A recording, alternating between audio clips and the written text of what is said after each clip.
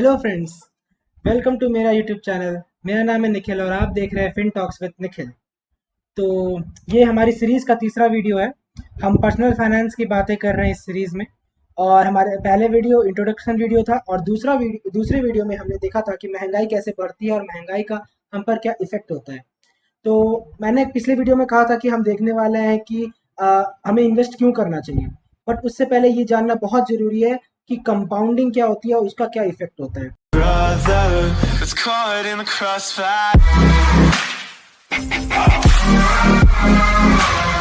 ये वीडियो इसके बारे में है और अगले वीडियो में हम इन्वेस्टमेंट के बारे में जानेंगे। तो जानते हैं कंपाउंडिंग क्या होती है। तो देखिए, मैथ्स में काफ़ी लोगों ने पढ़ा होगा कि दो तरह की इंटरेस्ट होते हैं, एक सिंपल इंटरेस्ट और एक कंपाउंड इंटरेस्ट। सो बेसिकली दोनों में जो डिफरेंस होता है वो ये होता है कि सिंपल इंटरेस्ट में हमने जो भी पैसे जमा किए, जो भी हमारे पैसे हैं, मान लीजिए 1000 रुपये, तो उस पे इंटरेस्ट मिला। ठीक है। अब अगले साल अगर वो पैसे फिर से उस पे इंटरेस्ट मिलते हैं तो फिर से वो 1000 रुपये पे इंटरेस्ट मिलेगा। बट कंपाउंड इंटरेस्ट में अगर हमने आज 1000 रुपये जमा किया और उस पर हमें 10% इंटरेस्ट यानी कि 100 रुपये इंटरेस्ट मिले, तो अगले साल हमें जो इंटरेस्ट मिलेगा वो सिर्फ हमारे 1000 रुपये पे नहीं, बल्कि पिछले साल जो इंटरेस्ट थे उसके ऊपर भी 10% का इंटरेस्ट मिलेगा। तो हमें अगले साल 100 रुपये की जगह 110 रुपये का इंटरेस्ट मिलेगा। यानी कि कंपाउंड इंटरेस्ट में इंटरेस्ट के ऊपर भी इंटरेस्ट मिलता है। तो आप सोचेंगे कि अगर हाँ, अगर सिंपल इंटरेस्ट ठीक है, अगर मीन्स इंटरेस्ट मिल रहा है 100 रुपये और उसके ऊपर भी 10% मिल रहा है तो उसके 10 रुपये, तो 10 रुपये से क्या ही फर्क पड़ रहा है। बट हम ये जानेंगे कि इससे क्या फ़र्क पड़ रहा है और कितना ज़्यादा फ़र्क पड़ रहा है। तो ये जानने के लिए हम देखते हैं एक सिंपल सा कैलकुलेशन है। तो इसमें हम देखते हैं, देखिए, मान लीजिए हमने पहले साल 1000 रुपये जमा किया और हमें 10% का इंटरेस्ट मिल रहा है। ठीक है। तो अगर अगर टाइम 1 साल है और तो हमें सिंपल इंटरेस्ट 100 रुपये मिलेंगे, मतलब 1000 का 10% 100 रुपये। ठीक है। और हमारा नया अमाउंट जो साल के एंड में होगा वो 1100 रुपये होगा।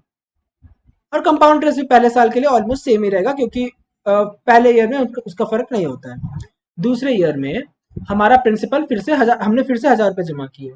नोट करिएगा, यहाँ पे जो भी मैंने कैलकुलेशंस लिए ये सारे पैसे मैं साल के स्टार्टिंग में जमा कर रहा हूँ, मतलब आप कह सकते हैं 1 जनवरी को, ताकि ये जो टाइम है वो 1 साल पूरा 1 साल हो। वरना क्या होता है कि फिर वो मतलब देखा जाता है कि 1 साल में 9 महीने के लिए जमा था या उसके हिसाब से कैलकुलेट होता है।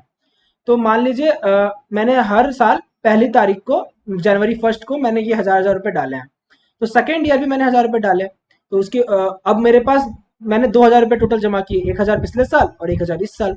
तो हमें सिंपल इंटरेस्ट 200 रुपये मिले और हमारा नया अमाउंट वो 1200 रुपये हो गया। बट हमें कंपाउंड इंटरेस्ट जो है वो 200 रुपये नहीं 210 रुपये मिले। वो इसलिए कि पिछले साल जो इंटरेस्ट मिला था 100 रुपये, उसका भी 10% यानी कि 10 रुपये भी इंटरेस्ट मिलेगा। तो इस बार 1200 की जगह अगर हम कंपाउंड इंटरेस्ट लगाते हैं तो 1210 रुपये का हमें अमाउंट मिलेगा। तो इसी तरह हर साल ये सेम चीज होता जाएगा। सिंपल इंटरेस्ट में हम जो पैसे जमा कर रहे हैं सिर्फ उस पर इंटरेस्ट मिलता रहेगा, और कंपाउंड इंटरेस्ट में उस पे उसके साथ साथ जो पिछले साल इंटरेस्ट मिला था, टोटल जो अभी तक इंटरेस्ट मिला उन सारे इंटरेस्ट के ऊपर भी इंटरेस्ट मिलेगा।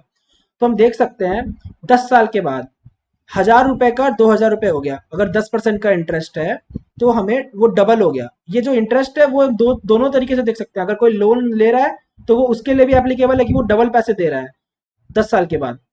और अगर 10% का इंटरेस्ट रेट है और अगर वो कोई पैसे कहीं जमा कर रहा है उसको इंटरेस्ट मिल रहा है तो उसके लिए भी एप्लीकेबल है। तो ये 2000 रुपये हो गए। बट हम कंपाउंड इंटरेस्ट अगर कैलकुलेट करते हैं तो 2500 रुपये होंगे। तो 10 साल में आपका पैसा डबल हो रहा है सिंपल इंटरेस्ट में, पर 2.5 गुना हो रहा है कंपाउंड इंटरेस्ट में। नोट करिएगा, यहाँ 10% रेट हम देख रहे हैं, इस पे बहुत ज्यादा इफेक्ट आएगा। उसके बारे में हम आगे देखते हैं कि क्या क्या इफेक्ट होगा रेट ऑफ इंटरेस्ट से। 20 साल के बाद 20 साल के बाद देखेंगे तो हमारा पैसा 3 गुना हुआ है सिंपल इंटरेस्ट में, राइट।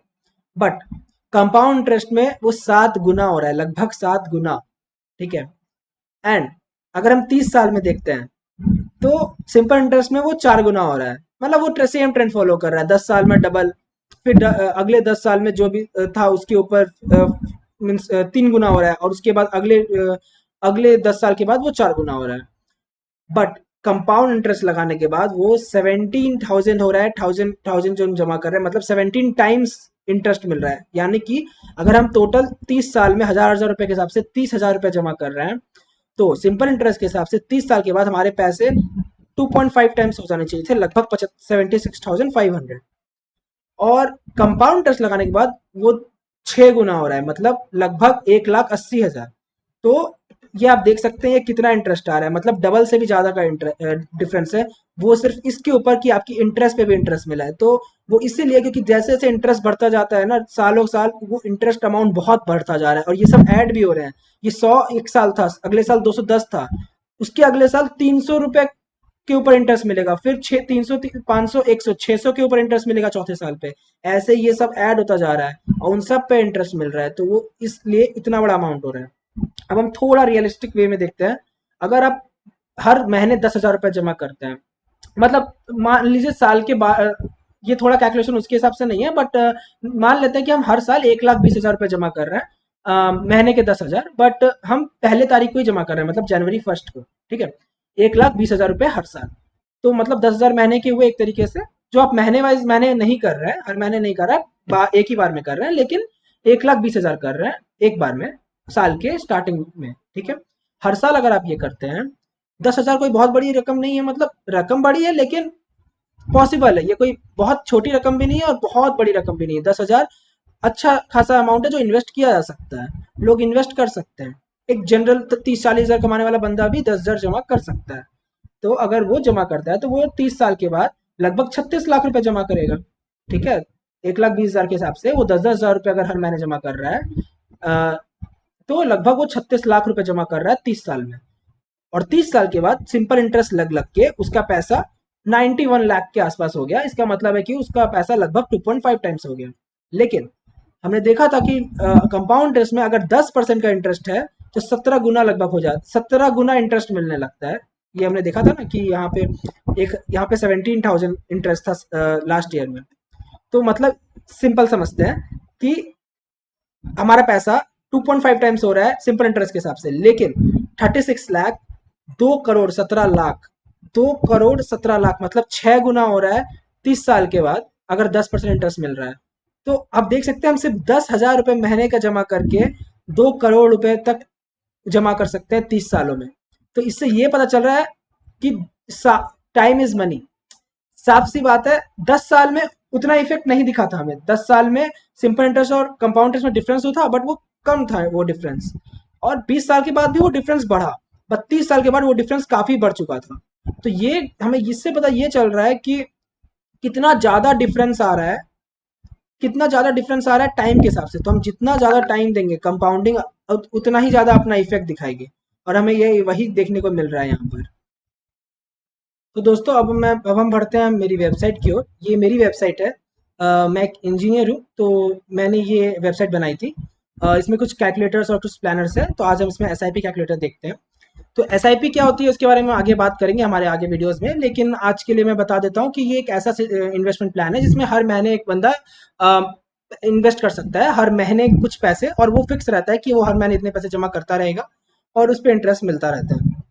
ठीक है, तो पहले तो मैं ये बता दूं कि हमने ये कंपाउंडिंग जो देखा है, ये कंपाउंडिंग आजकल हर जगह हो रही है, मतलब बैंक के सेविंग अकाउंट में भी हमें कंपाउंड इंटरेस्ट ही मिल रहा है। तो ये नहीं है कि कहीं सिंपल इंटरेस्ट मिल रहा है, बहुत मिनिमल कहीं मिलता हो तो मिलता हो, वरना हर जगह कंपाउंड इंटरेस्ट ही मिलता है। बट बताने का रीजन ये है कि हमें ये देखना है कि कंपाउंडिंग को हम वक्त देंगे और हम अपने पैसे को बढ़ने का समय देंगे तो वो कितना ज्यादा बढ़ सकता है। ये समझना और जानना बहुत जरूरी है। तो इसके लिए मैं अभी इस तीनों के साथ, कितने पैसे हम हर महीने जमा कर रहे हैं, कितना हमारा टाइम टाइम है, कितने समय के लिए, और कितना इंटरेस्ट है, इस पे हमें कितना डिफरेंस आएगा वो हम देखते हैं। तो मान लीजिए मैं 10,000 रुपए से ही देखते हैं। अगर हमें 30 साल के लिए 10% इंटरेस्ट में मिल रहा है, 10% मैं इसलिए मान रहा हूँ क्योंकि 10% एक एक डिसेंट रेट ऑफ इंटरेस्ट है जो लोगों को मिल जाता है अगर सही से इन्वेस्टमेंट करें 3-4 जगह, मतलब थोड़ा रिस्क ले, मॉडरेट रिस्क, जो ज्यादा रिस्क भी नहीं ले और ज्यादा सिर्फ सारे एफडी में ही ना दे, सब मिल जुला के करें तो 10% आराम से मिलता है आजकल। तो इस हिसाब से अगर करते हैं तो लगभग 2.25 करोड़ रुपए होता है, जो कि हमने देखा था अभी। तो 2.25 करोड़ रुपए ही हमें मिल रहा है। अगर हम 10,000 से 20,000 कर देते हैं तो इस पे क्या इफेक्ट आएगा।